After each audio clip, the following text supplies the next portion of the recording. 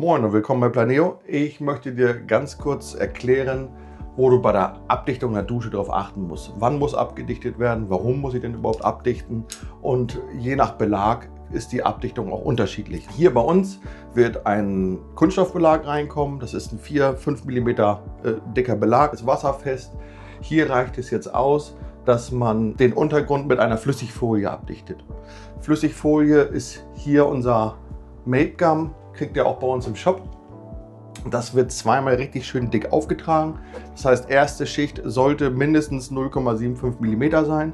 Ein bisschen trocknet das ein auf einem halben Millimeter. Das macht man zweimal und so dass man am Ende auf 1 mm Schicht ist. Also 0,75 trocknet auf 0,5. Das mache ich nochmal.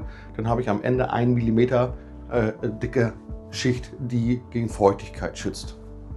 Ist natürlich wichtig, wenn wirklich mal irgendwo Feuchtigkeit reinkriegen sollte beim Duschen oder ähnliches, dass der Untergrund da geschützt ist und nicht dauerhafte Schäden geschehen. Beim Abdichten mit der Flüssigfolie sollte man auch zwei verschiedene Farben nehmen. Also meinetwegen jetzt hier ein Grau als erste Schicht und als zweite Farbe dann mal, weiß ich nicht, ein Grün oder irgendwas anderes, so dass man beim Streichen vernünftig sieht, wo bin ich schon überall gewesen, habe ich vielleicht eine Fehlstelle, dass man wirklich auch die ganze Fläche komplett zweimal richtig dick überstreicht. Das ist ganz wichtig. Das Auftragen kann man problemlos mit einer kleinen, so eine Malerrolle machen, mit einer Langflorrolle.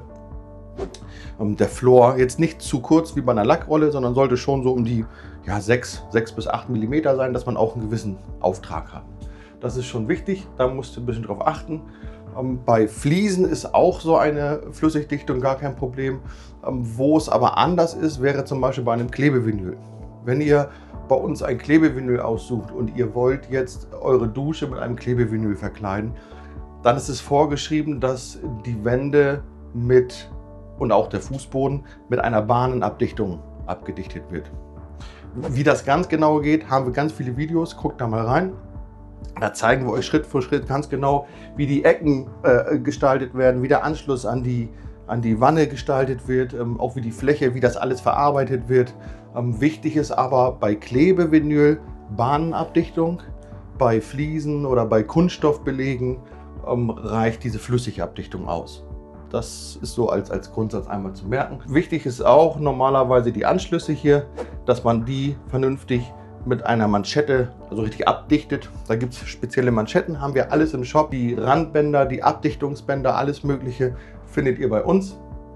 Wichtig ist auch von dem Untergrund her, er muss trocken sein, er muss sauber sein, er muss tragfähig sein. 100% eben ist jetzt nicht notwendig, zumindest nicht bei dem Kunststoffbelag oder bei Fliesen. Da gleicht ja der Kleber einiges aus. Bei Klebevinyl muss der Untergrund auch eben sein. Denn sonst sieht man das nachher alles in der Fläche. Wenn ihr nicht genau wisst, ob bei euch abgedichtet ist, hier kann man wahrscheinlich auch davon ausgehen, dass vielleicht auch unter den Fliesen schon abgedichtet ist, weil man hat hier halt auch schon jahrelang geduscht und es ist nichts passiert, man hat hier keine feuchte Schäden oder ähnliches. Aber wenn man da sich nicht ganz sicher ist, dann dichtet lieber einmal ab. Das ist überhaupt nicht schlimm, hier mit dem Made Gum einmal hier rüber zu gehen und das einmal nochmal abzudichten. Dann seid ihr auf Nummer sicher. Sollte wirklich mal was passieren, dann wird auch die Versicherung sich darüber freuen, in Anführungsstrichen, dass halt abgedichtet ist. Weil wenn ihr das nicht macht und das vernachlässigt, kann es natürlich schon mal sein, dass die eine oder andere Versicherung vielleicht sogar sagt, wir zahlen nicht, weil es ist ja gar nicht abgedichtet, du hast da fahrlässig gehandelt.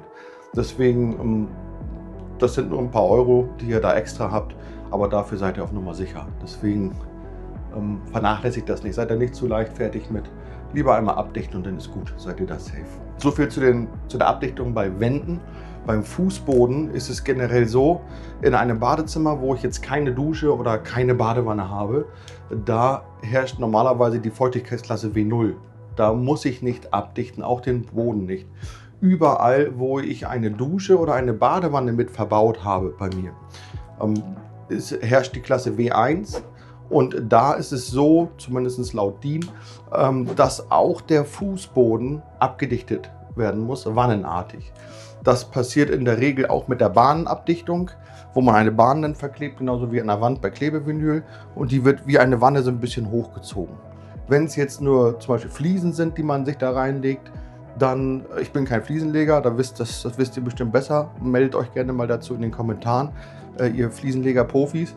Aber da meine ich, ist es auch so, dass denn das Mape Gum zum Beispiel, die Flüssigfolie reicht. Die muss aber auch wannenartig halt hochgestrichen werden. Ich weiß gar nicht, ob man wirklich den Randstreifen haben muss bei Fliesen. Kann ich nicht genau sagen. Sagt ihr mir das mal. Aber wenn es sonst normalerweise um Klebevinyl oder auch Klickvinyl oder ähnliches geht, Bahnabdichtung hochziehen, so ein bisschen 5 cm. Und dann seid ihr da sicher. Wenn dann wirklich mal ein Wasserschaden ist und da Wasser ausläuft, dann soll es natürlich auch nicht am Rand nach unten unter den Estrich irgendwo laufen, sondern wie in einer, ich sag mal, übertriebenen Badewanne im Badezimmer bleiben. Beim Türübergang ist dann natürlich dann wieder, wo man sagt, ja, dann kann das Wasser ja da rauslaufen. Ja, ist richtig, irgendwo ist dann halt auch Schluss. Aber innerhalb des Badezimmers, wo halt Flüssigkeiten überall an den Rändern hinlaufen kann, da soll es halt geschützt sein. Zu 100% geht es natürlich nicht, weil wenn es dann in die Tür läuft, aber ich glaube, dann hat man auch ganz andere Probleme, wenn das Wasser schon da rausläuft und in den anderen Räumen, in den Flur und Badezimmer läuft, dann ist das irgendwo auch hinfällig. Deswegen, aber so ist zumindest die Vorschrift im Badezimmer selber. Wo eine Dusche oder eine Badewanne verbaut ist, herrscht W1 und bei W1 muss der Fußboden auch abgedichtet werden. Ich glaube, das war es eigentlich soweit. Wenn ihr sonst noch Fragen dazu habt, auch gar kein Problem. Nutzt unseren WhatsApp-Service. Den Hinweis zu WhatsApp habt ihr einmal oben links bei uns. Wir haben auch unten so einen kleinen QR-Code. Das hat bei uns ganz funktioniert, dass man sich mit dem Handy einfach ein Bild macht, da lange mit dem Finger drauf bleibt auf diesem QR-Code und dann konnte man das auch lesen und dann ja, direkt zu uns ins WhatsApp kommen. Da könnt ihr uns dann fragen, nochmal euer Problem schildern. Wir helfen euch da gerne weiter, ob Abdichtung oder auch welche Belege nachher drauf können und wie das alles ja, funktioniert. Ne? Von daher, ich hoffe, das war euch eine Hilfe und dann würde ich sagen, Muster bestellen und dann Bad renovieren. Ne? Ja, alles klar, viel Spaß euch. So, wir machen hier weiter. Ciao.